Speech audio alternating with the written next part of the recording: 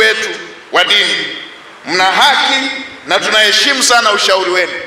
Epukeni kupelekwa kwenye maeneo ya kugonganishwa. Ikitoka kwenu itaenda kwa waumini wenu, na ikifika huko hatutakuwa na nchi tena.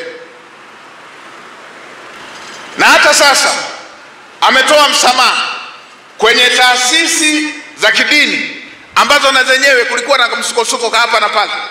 Mheshimiwa Waziri wa mambo ya ndani, natambua huko hapa.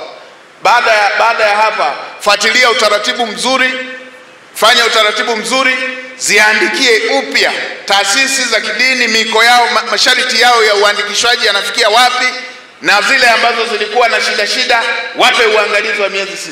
Natambua ilikuwepo hii moja ya Ufufuo na Uzima. Ifungulie, wape masharti ya uangalizi ndani ya miezi 6.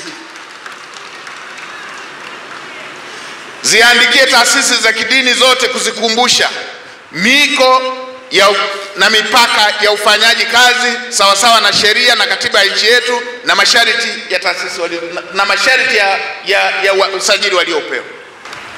Mheshimiwa Rais anajali mahusiano ya nchi yetu, anajali umoja wa Watanzania, na sisi wasaidizi wake tutalifanya hilo jambo kikamilifu.